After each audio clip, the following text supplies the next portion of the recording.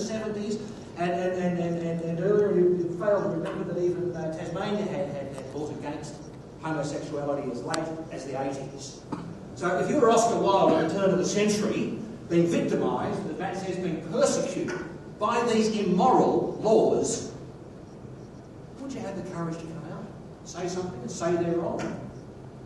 We'd like to think we would, but here we are, the 20th century, and we are facing the same sort of moral abomination. There is no other way to put it. This is wrong.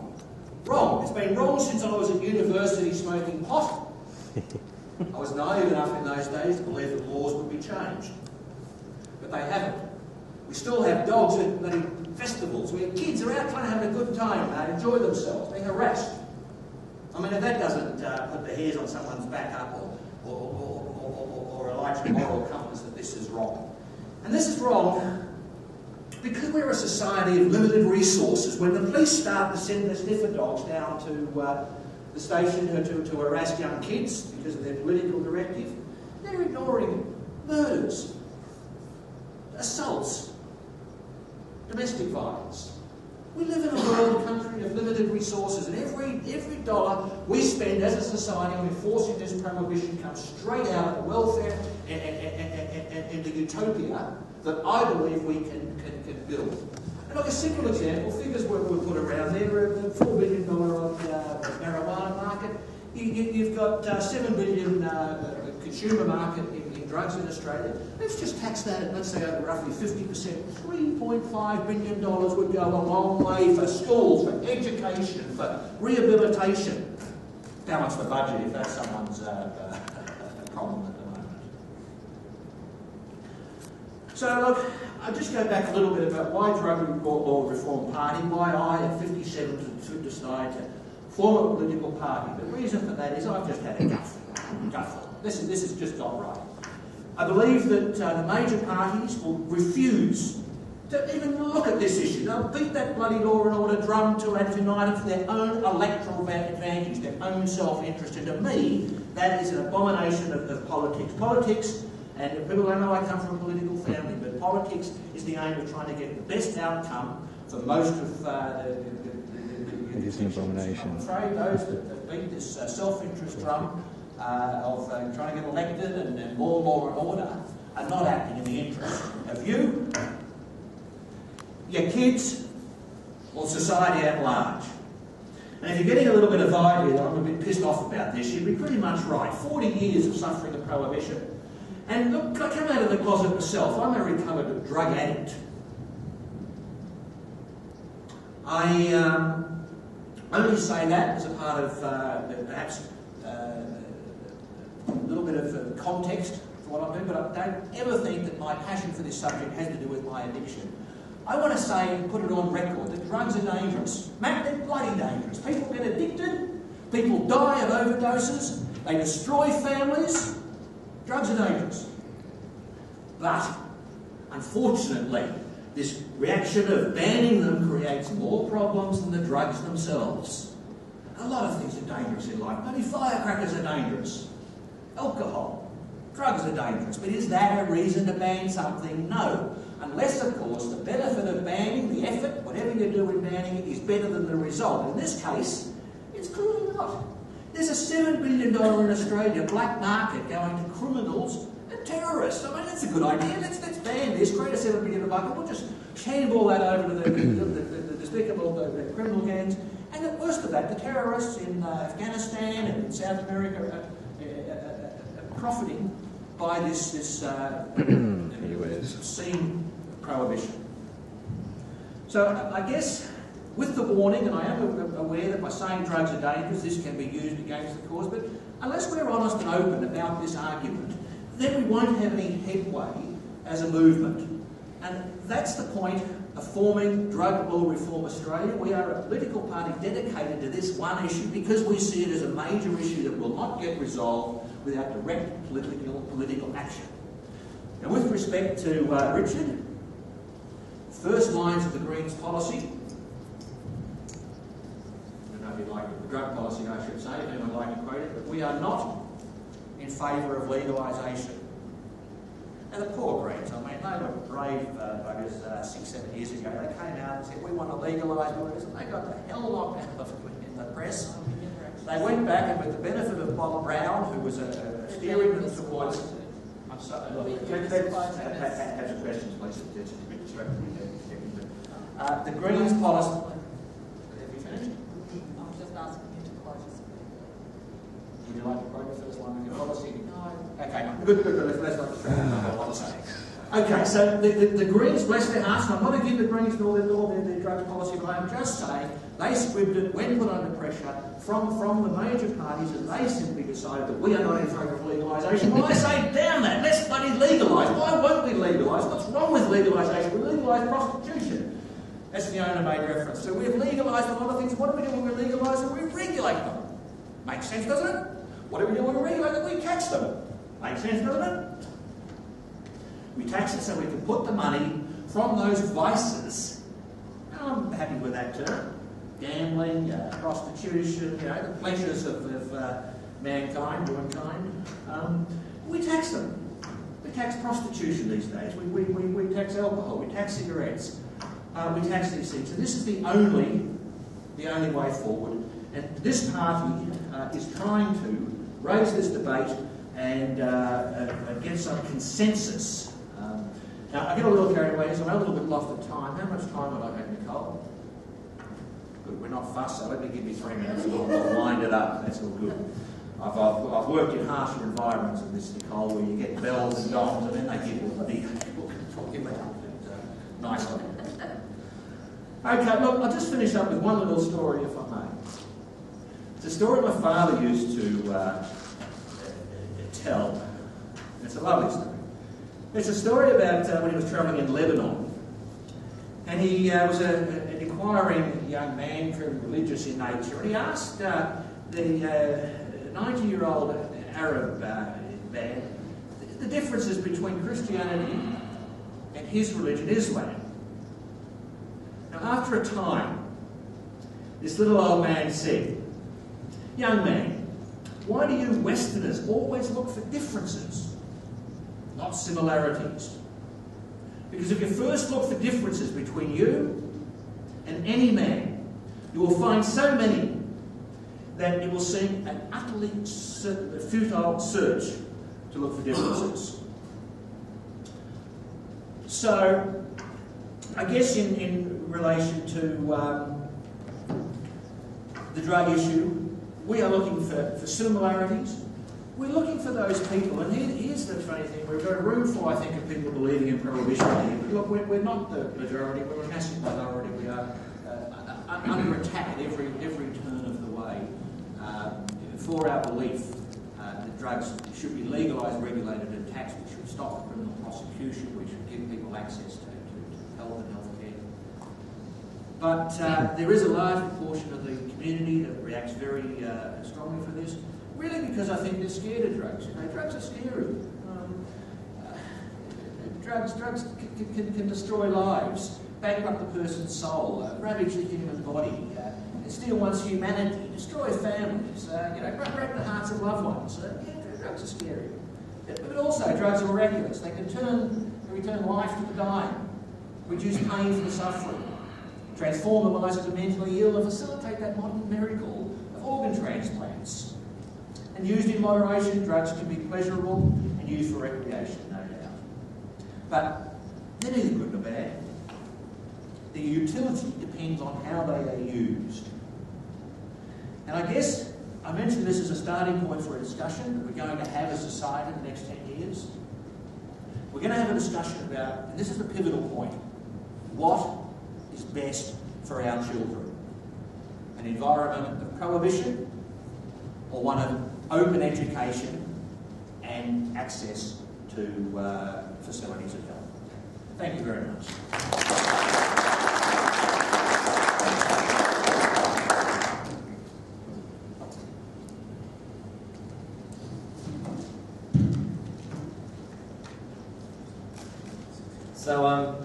So hi everyone, and there's probably a few people in the room wondering why I'm speaking tonight, because I'm not part of the political party. I'm not speaking here on behalf of the political Party. I'm here as the Executive Officer for the Yarra Drug and Health Forum. And the Yarra Drug and Health Forum is a community-based agency working in Yarra, which is Richmond, Collingwood, Detroit, looking at informing policy, advocating around a whole range of issues to do with drugs and alcohol. And I guess as far as a place in Victoria is concerned, it has significant drug issues.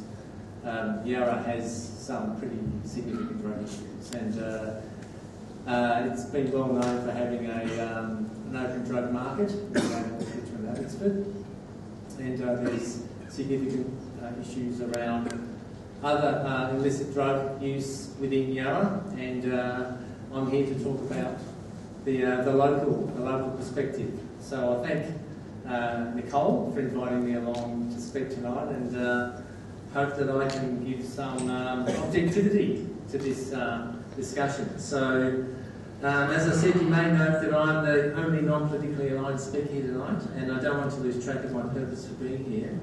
I am, of course, speaking about the harms of drug prohibition at the local level. However, I would like to be given enough rope and take this opportunity, without hanging myself, to quote a few politicians about drug policy, none of whom are here tonight, I might add. Unless Richard Nixon is here tomorrow. Let's look first at US President Richard Nixon, who, interestingly enough, was under the influence of alcohol and mood-altering drugs not legally prescribed to him, and was considered by many to be mentally unstable for a significant part of his term of office. America's public enemy number one in the United States is drug abuse. In order to fight and defeat this enemy, it is necessary to wage a new all-out offensive. That was 1972, over 40 years ago. The drug war had started. Thus, drug abuse went from a relatively obscure problem, impacting on just a few, to a new political tactic, a wedged issue. A distraction from another war, of course, the Vietnam War. Political capital in conducting a war on drugs had now taken hold, and immediately a drug war industry was born, with police, prisons, politicians, prosecutors, and the press, yes, all the P words, profiting from this new drug offensive. Well, let's not forget that the first casualty when war comes is truth. So said Warren W. Johnson, Senator for California in the US Senate in 1917. So what is the truth about drug prohibition and the war on drugs at the local level? The truth or evidence of the failure of drug prohibition is quite evident in its application on the streets. Let me give you some examples. If I buy a pack of cigarettes from a shop and walk out on the street, and I get asked by a passerby to sell one for $1, I'm technically breaking a minor law, but will I get strip searched by police? No. If I buy a carton of beer for $30 and sell it to my father-in-law for $40, will my house get raided at 4 a.m? No. I might get struck off the wheel, but if I take an ecstasy tablet or smoke a joint, am I likely to start abusing my partner and children, king hit my best friend, and smash up the local train station? No. But will I be subjected to a drug dog search at a dance party? Yes.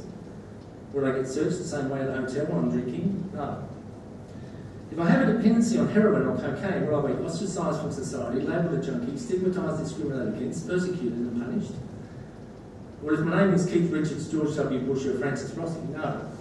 And for those of you who don't know who Francis Rossi is, and there are quite a few young people in the audience, he's the lead guitarist of a band called Status Quo. And he had a raging cocaine habit, which is cost him about $2.5 million. And he's the guy who was on the ads for Coles saying, the prices are down, the prices are down. So indirectly, when you buy Coles, you're actually paying for his cocaine habit. So, however, if I'm from an abusive, disadvantaged and broken family, if I have to score heroin on the streets and inject in a dirty laneway in North Richmond with my kids watching and then get rid of my needles quickly in someone's backyard, so I won't be caught by the police, who are everywhere, and then head off to my job as a street sex worker, then yes, the community hates me.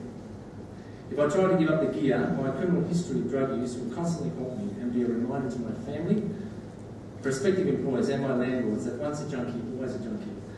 Will this drive me back to the life I've only ever known, but despise so much? Probably. We all choose to use drugs. We live in a society that takes drugs. They provide many benefits. But no one I know ever chose to become the most despised and reviled members of society, as heroin users in particular have become. Over 400 people die from heroin overdose in Australia each year, the equivalent of a jumbo jet for a people crashing annually.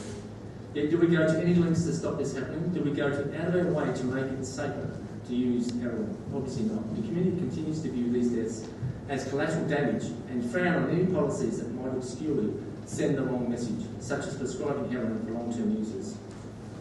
I regularly read newspaper online, and I know when we talk about the harms of prohibition and the war on drugs, we always talk about the impact on users, and I think that's really, really important. But I often look for the more obscure things when it comes to the war on drugs and prohibition. And I was reading through The Age online today as I was busily trying to avoid my 4-year-old daughter while she was demanding something like more food or something. And I read an article about some factories out at Dandenong who can't get insurance because they're so close to a bikie headquarters, an outlaw motorcycle gang headquarters. They can't get insurance for fire because the bikies' headquarters is continually bombarded by other bikies getting shot at and being firebombed. And I thought, well, that's a good example of a failure of prohibition and the war on drugs, because obviously it's a turf war. The majority of amphetamine marketing in Australia is controlled by outlaw motorcycle gangs. So if you're a factory owner out at Dandenong and you can't get fire insurance, you can blame the war on drugs. We need political leadership to change the way the community views illicit drug use and address the inconsistencies, myths and misconceptions that prohibition and the war on drugs have used as propaganda tools. There are no warlike people, just warlike leaders, wrote American Nobel Prize winner Ralph J. Bunche, the first Afro-American winner of the Nobel Prize. So I hope the political leaders that we've heard from tonight will one day be in a position to end prohibition and stop waging the war on drugs against their warlike people. Thank you.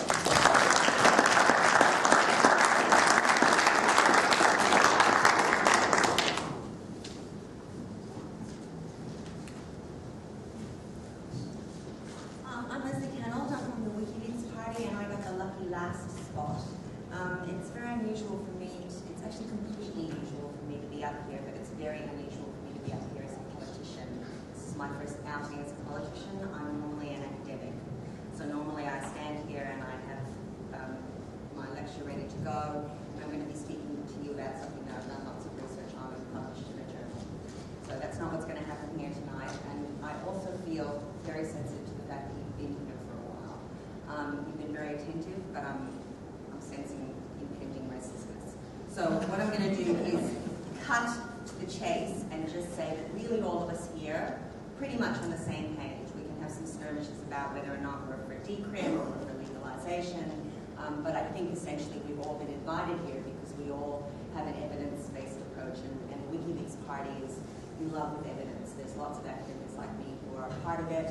Julian Assange is somebody who's been very interested in scientific journalism, so when you read articles on the web, he likes to give you the hypertext link so you can go for yourself and have a look. So we're a party that's in love with evidence, and the evidence is extremely clear that if what we're trying to do is to decrease harms, we're certainly not doing that. What we're trying to do is decrease the amount of drugs that are coming into the country or the amount of people who are using them. The approach we're taking simply isn't working. So there's just no question that if you follow where the evidence takes us, we're not doing the right thing. But we're not doing that. We're not following where the evidence is taking us. So I think what's interesting about all of this, and I think a lot of people have been alluding to it, is that we don't really have a problem that we seem able to solve by looking at the evidence. And of course, it's not the first problem that Australian society has faced, that we can't seem to look at the evidence square in the face and seek to solve. What would the other problem be, Colleen? Climate change. Climate change. So we've seen this problem before, where we have very clear evidence staring us in the face, and we simply can't seem to have a look at it and do what seems to need to be done according to the evidence. So what kind of problem is that? Is that an evidence problem, or is it a political problem? So it seems to me like it might be more constructive for me to spend 2 or 3 minutes that I'm going to keep you just talking about how we might look at this as a political problem and how we might seek to solve it. So if it's a political problem, what are the basic things that we need to try to overcome? So Gavin was talking about it, a couple of the politicians were talking about it. The politicians don't want to talk about it. That's the problem. The problem is they don't want to talk about it. It's in the too hard basket. And it's in the too hard basket because it seems like a no-win for them. So it seems as if, even though we can look at statistics that tell us that most Australians really aren't all that antagonistic towards drugs, many Australians use drugs, it still seems like when somebody puts their head above the parapet on this issue, there's lots of people waiting to mow them down, and the majority who may feel completely different is silent. So I've been very, very close to issues like this. I've worked on the abortion issue, I've worked on the dying with dignity issue. Often it can be similar to those two things, where if you take, if researchers ring up and get you on the phone and say, how do you feel about abortion, how do you feel about dying with dignity, you can find out that most people are in favour. The same would probably be true of how do you feel about the drug prohibitionist stance. Many people would probably say they're not in favour of it. They wouldn't mind drugs being decriminalised or even legalised. But if you don't speak up when the heat is on, if you don't speak up if it's on the agenda, then essentially the fact that the majority feels that way is useless. So a silent majority is useless in terms of getting anything done. So this is a political problem. It means that people have to drive it onto the agenda, which is hard enough. And then once it's on the agenda, the people who believe things need to be different can't just sit there stoned and not say anything. They have to actually speak up. So that would be one of the things I would suggest. And the other thing I would suggest, and again, I think we learn a lot from climate change about this. The climate change debate has had a lot of people who are getting increasingly frustrated. Academics like me, so I completely sympathise with them. They're going out of their minds with frustration. They have the data. They have even more data. They collect even more data. They form into academies. They form into committees. They form into even larger committees. They're, in the UN, they're international governmental committees. They have so many names. We can tell how important they are, and still nobody is listening. So this is not a fact problem. It's a political problem. It's a communication. So we have to get better at communicating and continually yelling at people. We have the facts, here's the evidence. If that's not working, it makes us need to think again about what it is that people on the other side might be saying that we might have to listen to a little bit more closely so we can actually respond to their needs. And sadly, we don't have anybody here from the other side. So I think it would have been interesting, in fact, to have them here. But we kind of know the things that they tend to say. So they tend to confuse the legal with the moral. They tend to feel like what the law needs to do is to express their moral view that drugs are bad. They're really worried that decrim or legalization looks like we're condoning drug use, or even worse, that we're giving up the war on drugs. So they're worried about all of those things. So any kind of communication strategy, and I would really advise taking expert advice on all of this.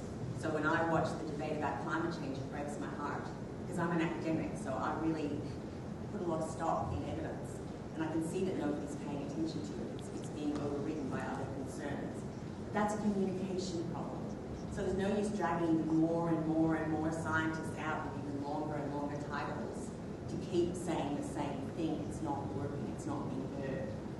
So we need to get serious about the communications, which means we need to get serious about what the other side is saying and why it's resonating, and try to actually respond to that in a professional way that addresses the things that people are worried about. So thanks very much for your time.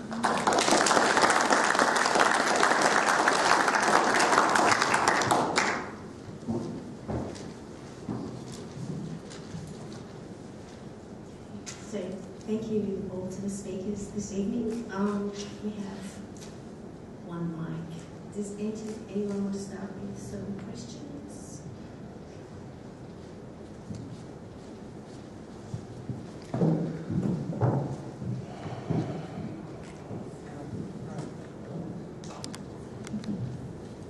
Yeah, hi, my name's Tony. I'm also a member of the Socialist Alliance.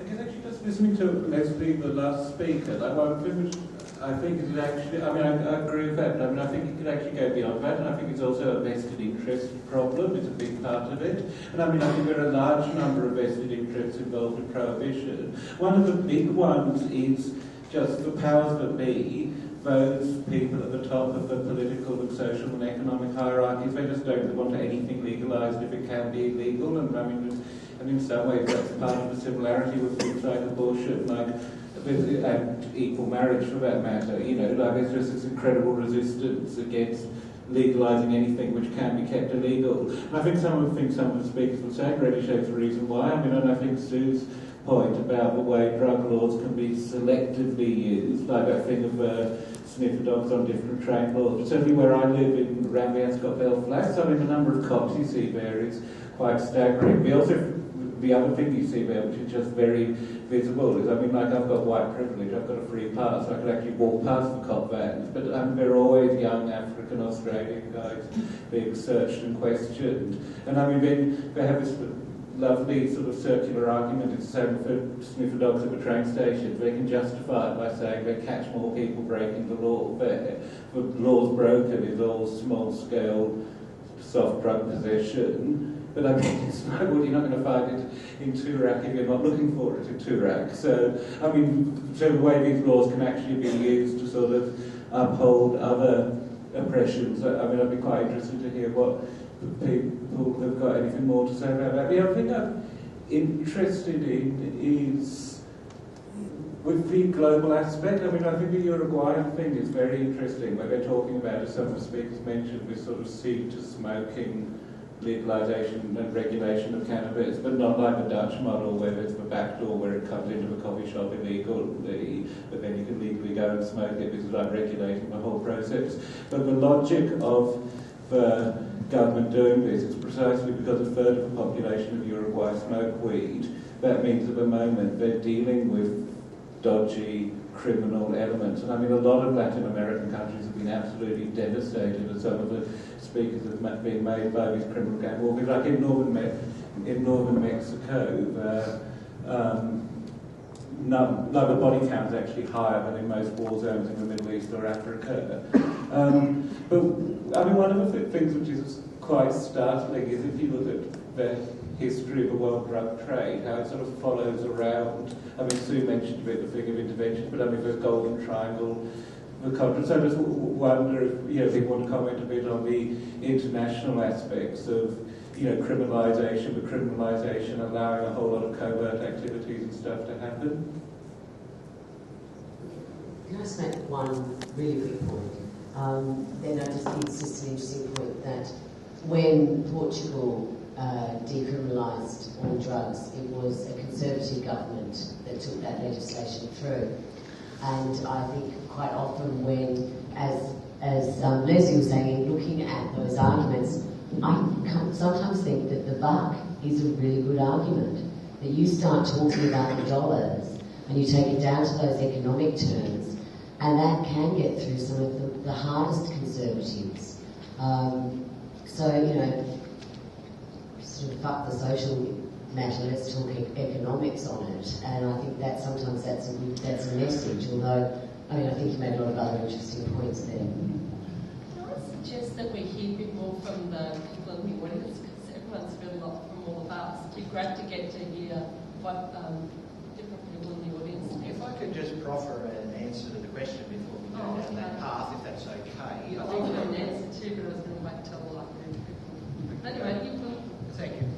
Look, the international scene is fascinating, and the biggest change there is the happening in America, who are really the architects of this war on drugs. Through Richard Nixon, but even before Richard Nixon, they had an international convention on narcotics, which they had financed from the UN, and perpetrated a despicable act upon the entire world by locking up the legal systems of each jurisdiction that signed up to this treaty, and these jurisdictions, independent sovereign countries, gave up their right for independent drug policy.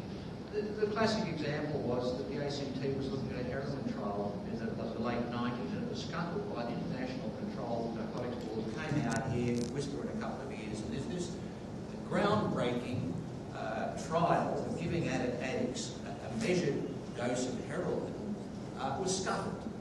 And that was again because of the international pressure. And internationally it's interesting, not only do we have some breaking of the ranks with America, we also have the United Nations health bodies looking very seriously at the health implications of the prohibition, whether it be AIDS or hepatitis C or other factors of crime resulting from the prohibition. But the International Control Board, bless their conservative hearts, is running into trouble, and I can see the end is nigh for them. And that's good news for a movement that is, and let me try and make this clear, an international movement for change.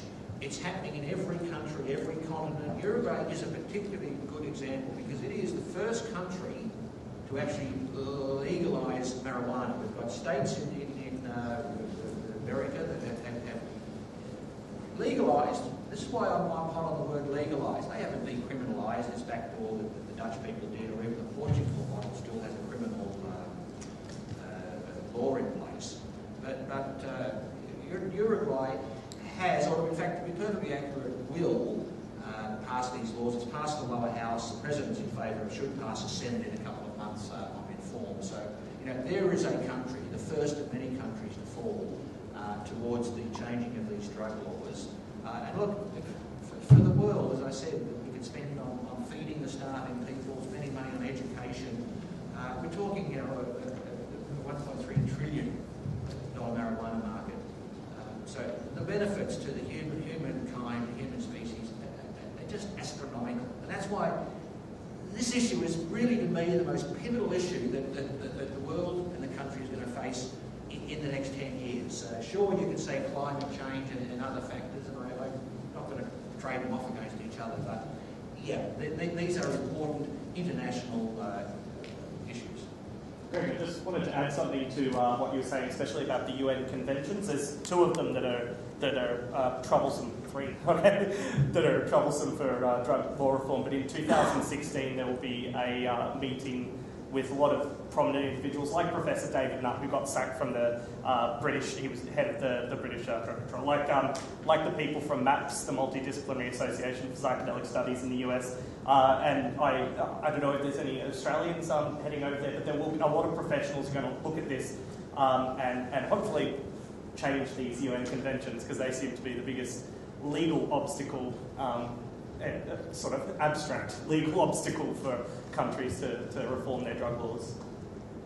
Look, absolutely true. And if I could just add one small point, I won't take much more time, but the trouble with this international movement is we are beginning to get ahead of steam up. What worries me is that the conservatives, the reactionaries, the Puritans, the moralists are going to say, right, okay, we'll have a harm minimisation policy here, or we'll have a mitigation of that harm.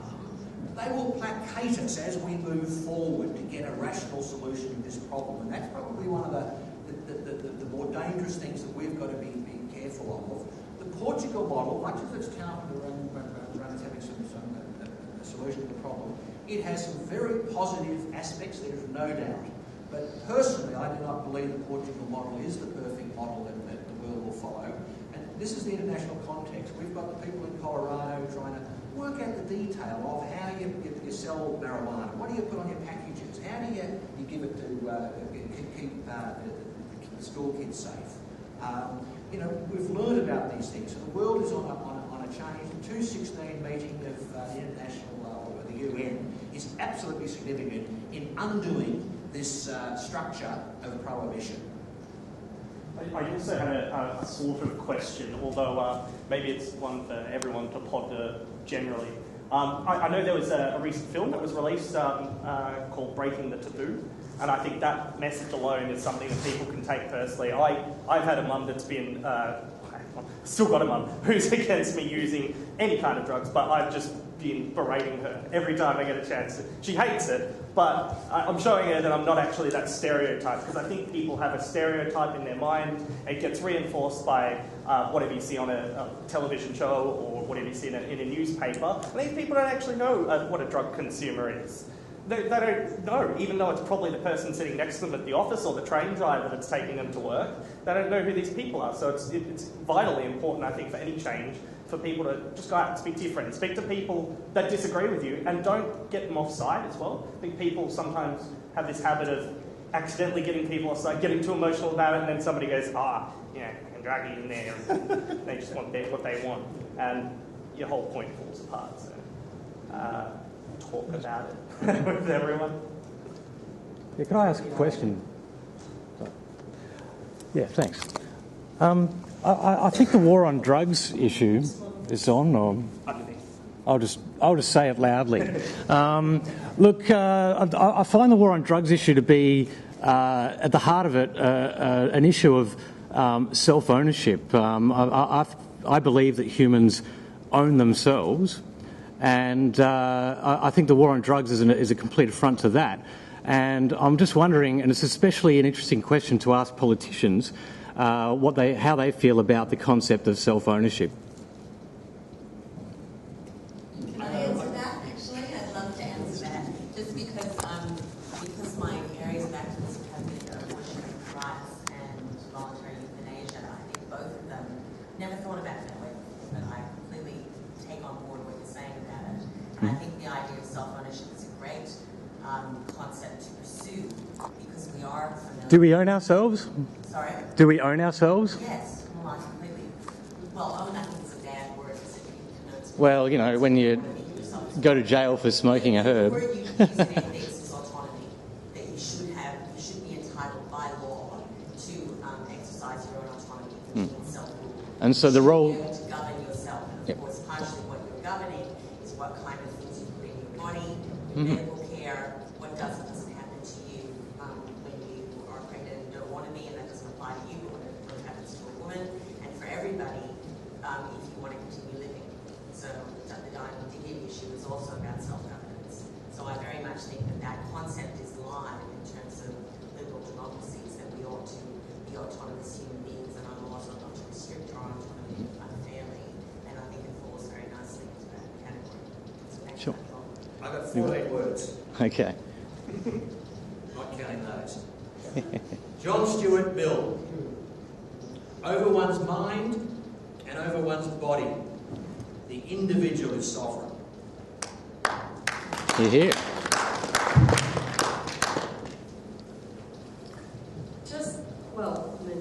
I'll wait until enough questions and say a couple of words. Can I just volunteer? I prefer this notion to be a person's ability to be able to self-govern, but in fact, I think it's important for every single person here, every person in this nation, to actually understand that the individual's opportunity and the individual's right to self-govern, they themselves may see that as a collective or communal responsibility, and they themselves may choose to see it in a different way than what is ultimately very middle-class, intellectual, already an empowered way of viewing the issue. And some people do not share that view. And many Aboriginal people in this community would not share that view. And in fact, I think it's a profound distress to me to remind you of that in the context where, in fact, the people are advocating on behalf of the most impoverished, disadvantaged people in our community, and see this purely through the prism of decriminalisation or legalisation of drugs, which I fully admit is in fact full of duplicity in this country. You know, I think the major problem in this country in relation to addictive behaviour is alcohol addiction. And I believe that, and I think I've got some empirical evidence to back that up. But that's not the nature of the debate today. What I encourage you to think about is the ways that if Prohibition came tomorrow, that there would be a huge social problem and social dislocation that continues to exist that we cannot address, and the idea of individual sovereignty tomorrow would not be able to remedy. And I encourage you to think about it. All right, I've just got one question. I'm just wondering, all of that that seems to feed into the idea of generally civil libertarianism, right? As essentially the ideology or the philosophy behind what people are saying when it comes to self-ownership and so forth. And it seems to be something that crosses parties, the idea of civil libertarianism, and maybe a message that can be put out as essentially the main way of explaining it that can actually then allow the different elements of the community to come together with a sort of a coherent political statement about it. I'm just wondering what people think about the idea of civil libertarian as essentially the main thrust of the argument, rather than actually going into the details of decriminalisation and so forth. Well, it's been our opening sentence with fundamentally a civil libertarian party, and I think that should be a principle that along with evidence directs us towards our policies and hopefully towards legislative reform. Just on what you were talking about it being a civil liberties issue, I mean, it is a civil liberties issue, and there are also health issues as well, which is sometimes used to justify why illicit drugs are maintained in an illegal status. But I think the discussion earlier about the war on drugs, I think that is, I think this was a politically created campaign in the same way that the campaign against asylum seekers is a politically created campaign by the major parties. And I think it's interesting that Greg mentioned that the war on drugs sort of began around the same time as the Vietnam War. And I think the war on drugs has been used by the major parties in a range of countries as a way of justifying repressive laws and justifying having a big police apparatus and a prison system. And I know that in Queensland, the state that I come from, the drug laws were used in the 1980s by the Bjelke Peterson government as to target political activists in particular, and they weren't used. There was no association between the way they were used and preventing harm, because they were politically targeted. So I think it's not just around a health issue, and I think this is the main reason why the major parties have been keeping various drugs in here. I think your question goes to political organisation, and I think it's interesting to note that in order to, because things like abortion and violence, you get a conscience focus in order to stitch up enough votes to actually pass any legislation. And in Victoria, we have a mixed record, so we were able to reform the abortion laws, but we haven't really been able to achieve any kind of dying with dignity. But in order to achieve it, you have to sew up people from all the different parties. Well, that's right, exactly. So you need to have a consistent message that pulls people together, right? Yes, and it's consistent with the smaller liberals. So Mill is actually the sort of intellectual father of liberalism as we've understood it, and of course the right side of politics is really drifting off to conservatism. But there's still people in that party who identify as smaller liberals, and they can be sewn up with progressives, and they can be sewn up with the progressive elements of people in the Labour Party, and sometimes you can get enough. If you sell the issue that way, it makes one be thinking about making it politically active. I suppose, like the topic just a little bit. One of the things that I also like to be talking about is a few people in the room who I know, like Greg and Peter, who have worked in this field for a long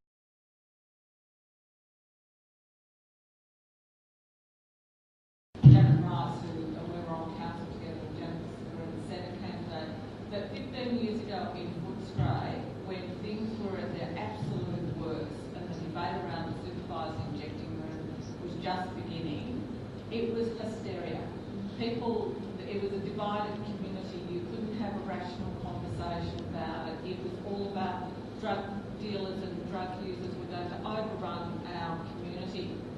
Last year, when the debate happened in the city of Yarra, I couldn't believe the difference that 15 years had made, that people were actually able to think about this in, I think, in a much much more civilised and reasonable manner.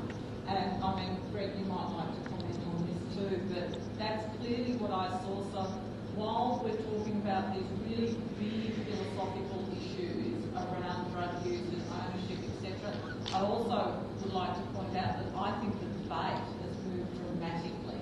It might not be where a lot of people on this table or in this room want it to be, but it has moved hugely in the last 15 years. And I know for myself, being involved in it at that time, people would score at Footscray Station, they would shoot up my veranda. I had never had any dealings with drug use at that time, and so I got involved in the campaign for a supervised injecting room because I saw it as the only way, and this was before I was in the Greens, it was the only way to save people's lives. And I think in this discussion tonight, we also need to be addressing actually having good services and ways of helping people in a way that's appropriate for what they want.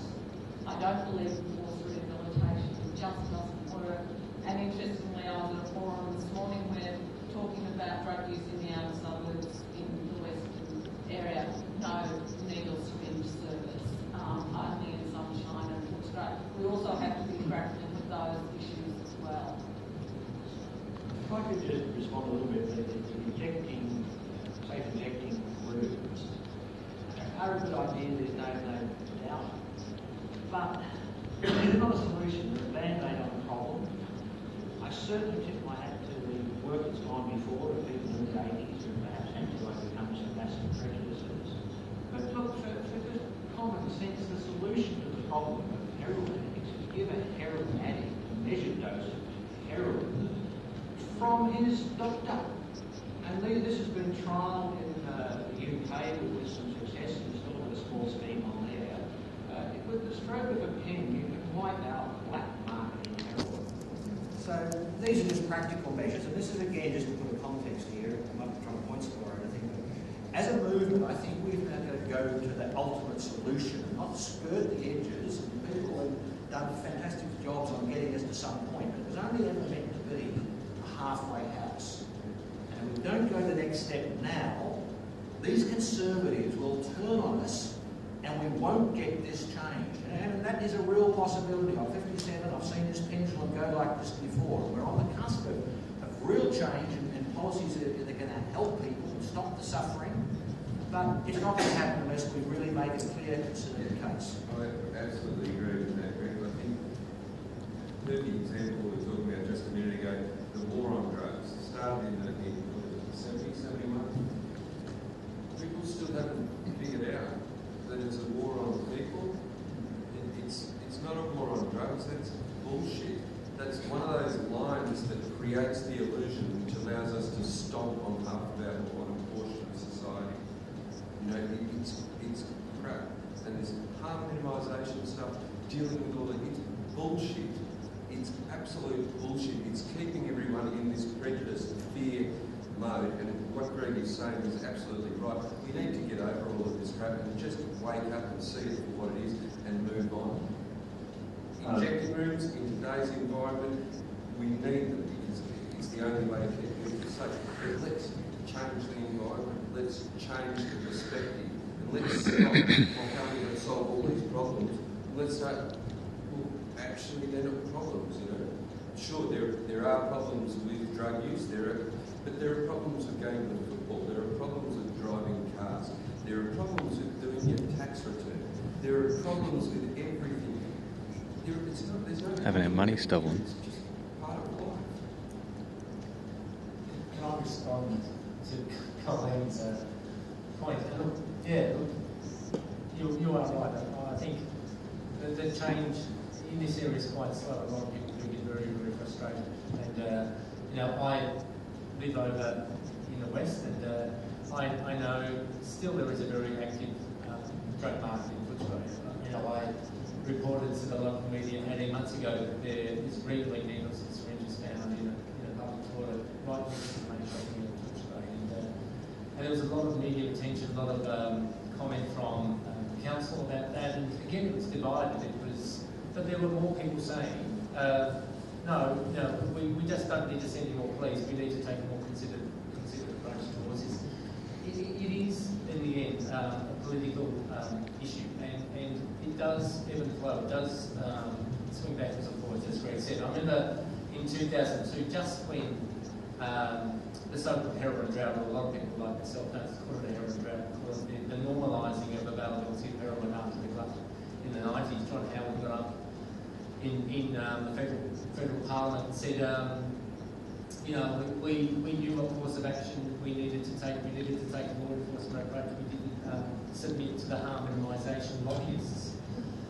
You know, and harm minimisation has been our national policy for 20 years. So here is the Prime Minister criticising our own policy. So, you know, again, it gets back to a little bit about political opportunism, and I hope that political opportunism is slowly being diminished or watered down. Now and again, I hear people say involved in politics say, "Oh, I don't think the electorate is right for that."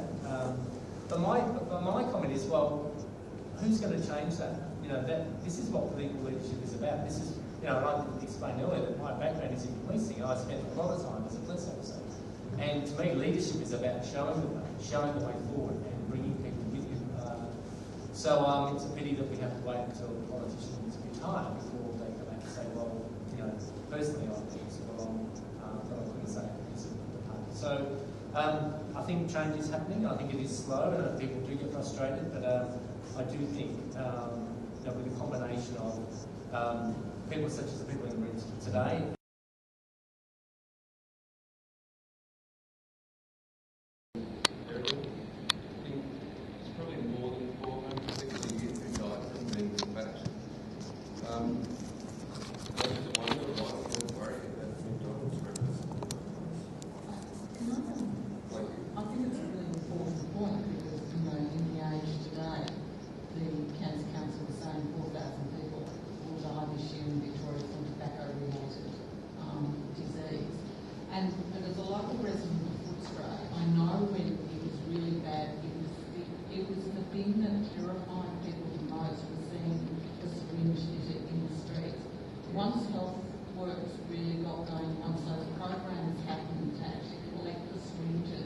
people became much calmer about it. We still obviously had hotspots, but that was one of the really big things, was people were terrified of syringes in the street, when in reality, yes, McDonald's is much more dangerous than a discarded syringe. So perhaps if McDonald's started selling heroin, it would be cool.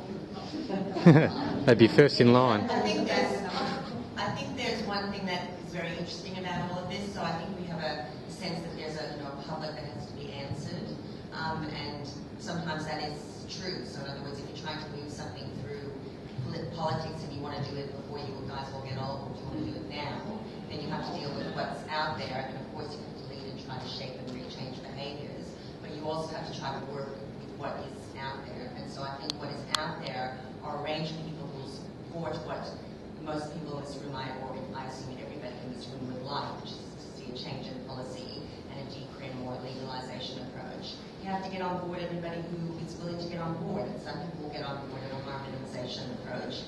Some people will get on board with a liberal sort of approach around the idea that it's your body and your choice, and you should be able to do with it what you want, and it's nobody else's business.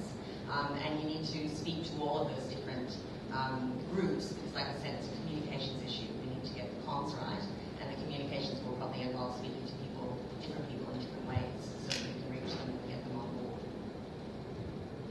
Jane? I guess it's my turn now. Hi, my name's Ash. I've got a question, but before I do, I just wanted to point out lingering kind of prejudice that might still be here in the room that I've heard quite a few times. People have acknowledged the prejudice from drug users, but there's been an association just this evening that I've noticed where people are associating drug traffickers as like being criminals and gangsters and all the rest of it. I've spent a bit of time in my life like selling a bit of weed and a bit of ecstasy to my friends and being around other people doing the same. And they're not criminals. I don't even speed. I don't have any traffic violations. I don't steal anything, hurt anybody.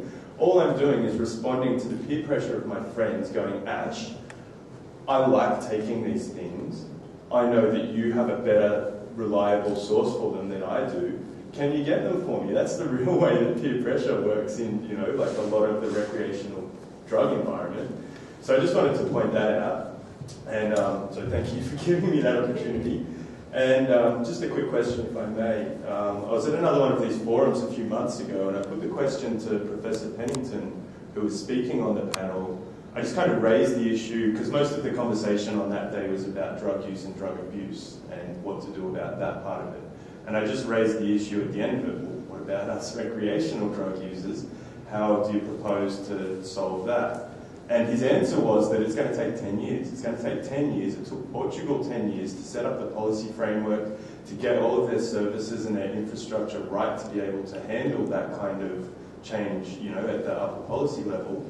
So my question, I guess, for the people on the panel tonight is, what do you think are maybe the first 2 or 3 things that could be done? You know, like I know I've heard the Green Senator before suggest the Productivity Commission. I believe that's also the position of the Drug Law Reform Party, is to get a Senate inquiry or something like that. But, you know, you guys are coming from different perspectives tonight, so perhaps that might look different for each of the speakers up there on what you think are the first couple of things to take in that next step forward.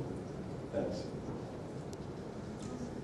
First step, Ash, if I've made a quick answer, is clearly what Matt's on about with their party, the hemp party, is the legalisation, regulation, taxation of cannabis.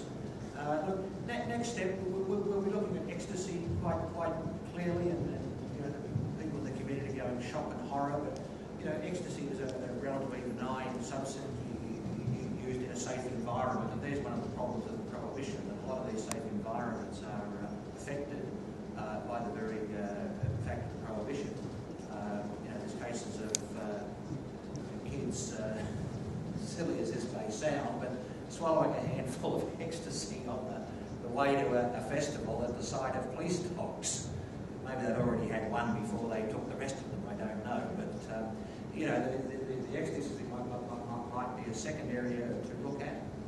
And the third one, I think, is clearly this, to the poor, hapless heroin addicts that, you know, suffer with their addiction, and they're unable to, they should be given access to medical help. And the only way you can do that is by decriminalising or giving them access to a medical dose. And ironically, heroin addicts, one of the knows, can live a healthy life with 60 years of pure heroin use. Again, it's the prohibition that creates dangers for a heroin user, and that's in terms of AIDS, hepatitis C, you know, a criminal environment where they're beaten up and robbed, and then they pass that on. It's an epidemic.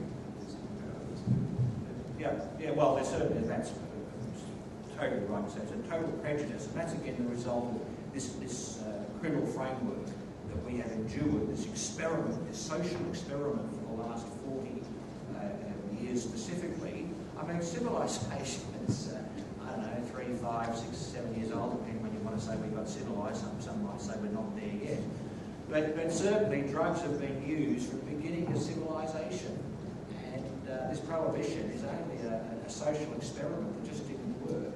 And it was discussed, as I've tried to allude to in the speech, in the 16th, 17th, 18th, 19th century, civil libertarians like John Stuart Mill, Abraham Lincoln, who you might not think was a natural defender of the rights of the individual.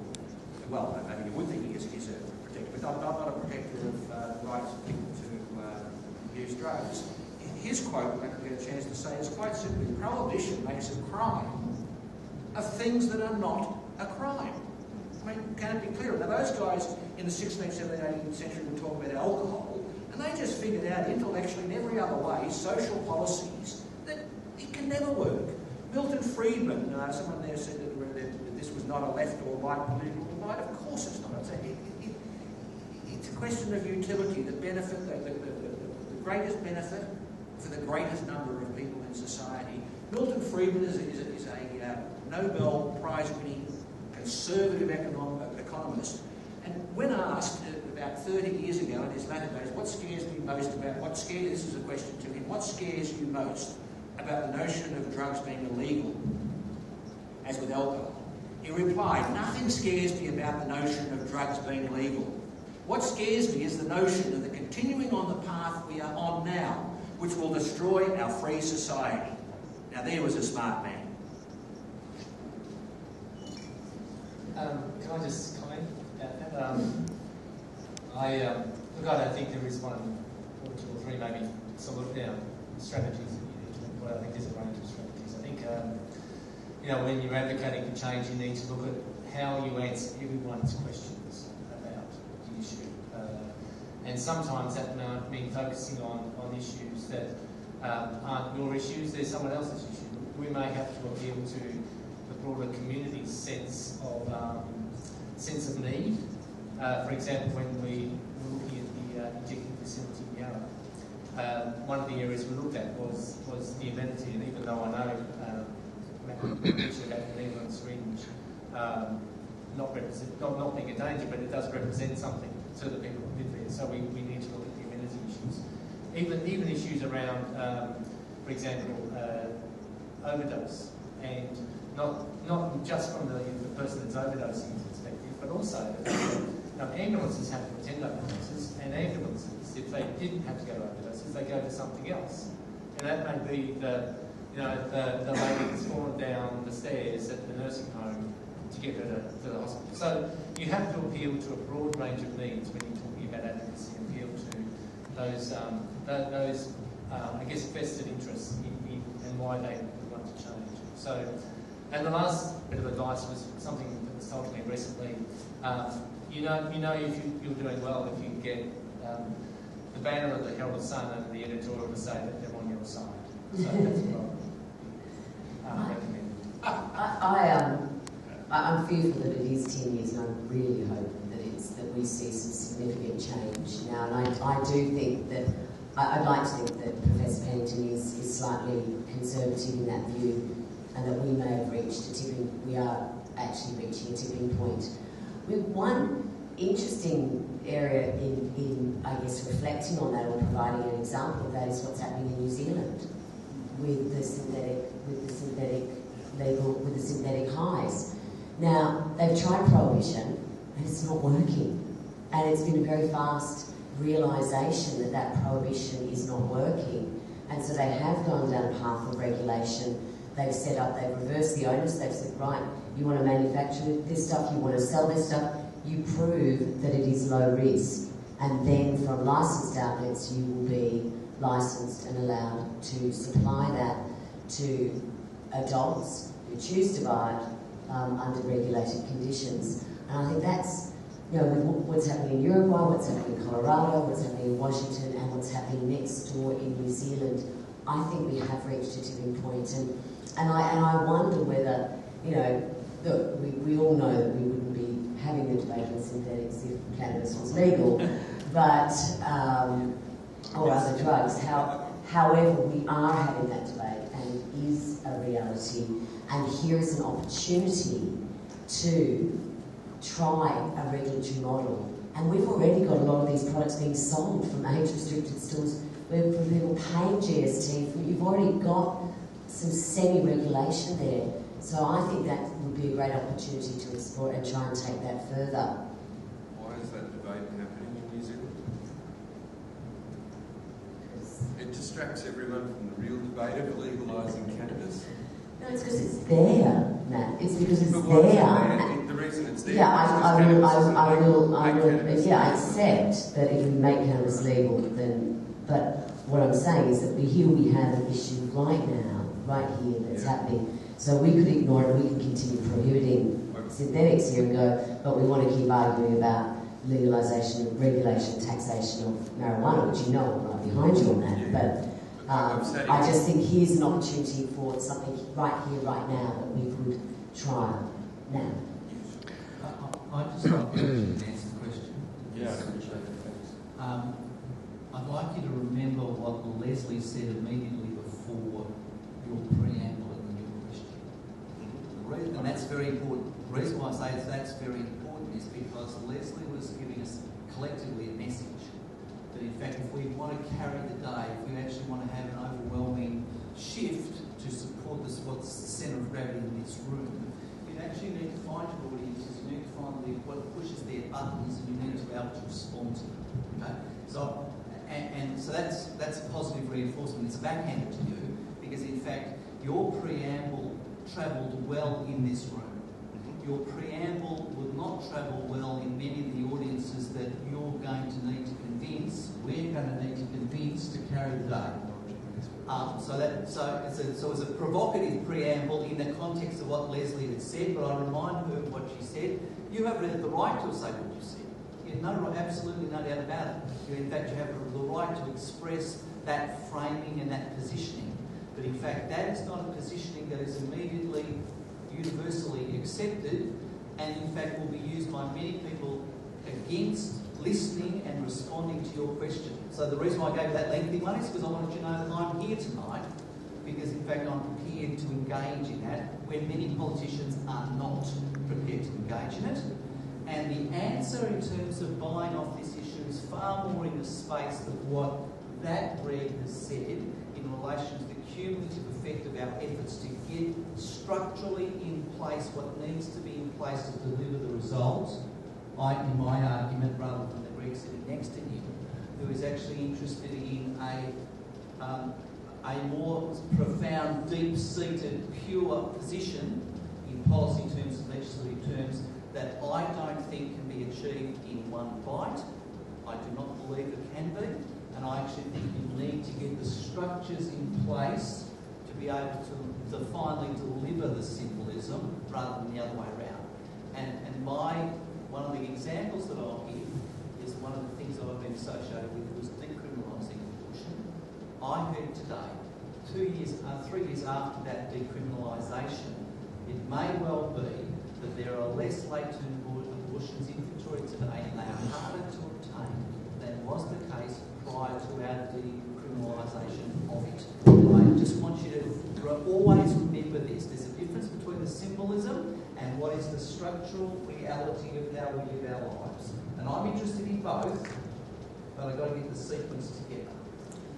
I'm just wondering, Gavin, if you could tell us, in your view, what the kind of political messages would be that would resonate with those constituencies that we need to actually convince, are currently unconvinced and have a very strong motion reaction against decriminalisation of drugs.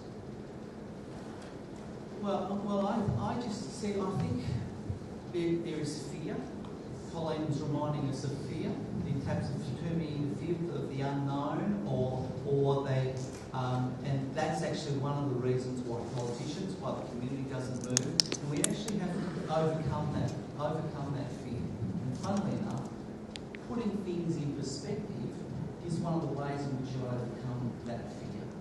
And that's the issue that we fundamentally agree on. We do fundamentally agree on that in fact we are out of whack with the proportion of what is seen as the problem or the issue.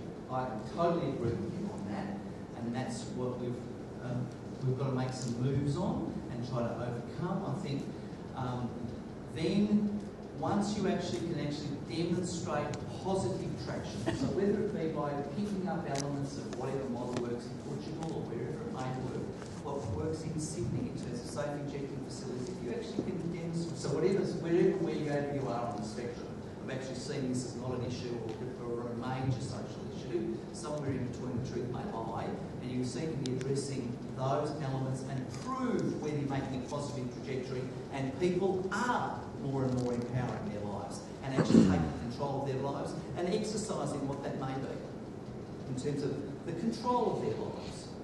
That's a very positive thing. And if you can point to those examples, then I think that we're on the right trajectory.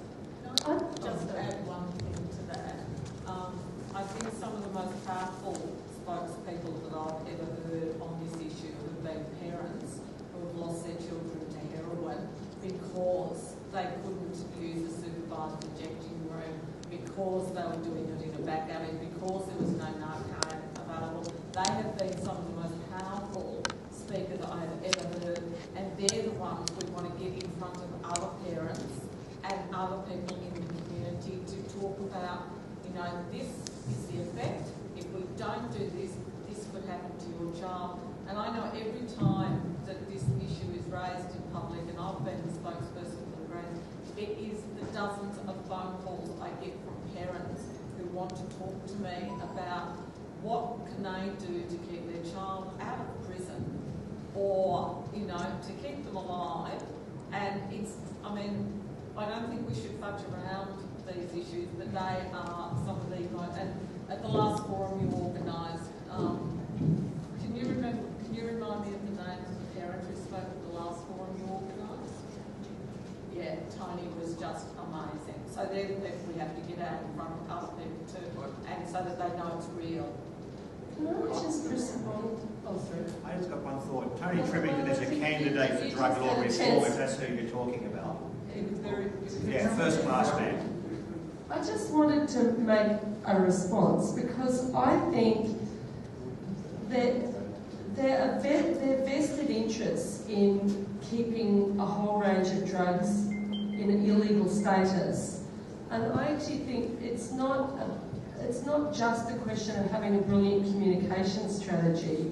It's actually having a grassroots movement to change opinion, and I think that's the only way you can do it. And I think what we have seen happen is with the campaign for equal marriage rights, we have seen a change of opinion as a result of a grassroots campaign. And I was interested by Gavin's comments about late-term abortions, and I think, unfortunately, we didn't have a grassroots campaign for a proper grassroots pro-choice campaign, which meant that late-term abortions were left in a very restricted state and for the most vulnerable of women. And I think if, you know, the only way of, you know, the prejudice that Greg talked about, that or speakers Matt talked about earlier, that's a result of a deliberate political campaign by politicians. And it's not politicians responding to prejudice. The prejudice is being cultivated in the same way as prejudice against asylum seekers. So I think we've already got regulation of a whole lot of drugs. That could simply be extended to a series of other drugs which could be legalised. Now there are various intricacies, and you do have to respond to people and people's concerns and so forth. I mean, I think issues of amenity in particular areas, I mean, syringes are like broken glass, so there is a safety issue in terms of if you tread on them and so forth, and you do have to deal with those issues, but the fundamentals are that you need to legalise drugs, but also have proper regulation, not let the corporate interests get away with, you know, putting all sorts of shit out for people to buy. Okay, I'm just going to quickly say thank you everyone for coming. I don't know how long our speakers are able to hang around for. Unless everyone... Yeah, not a problem if you want to keep going for another 5 minutes, and then we've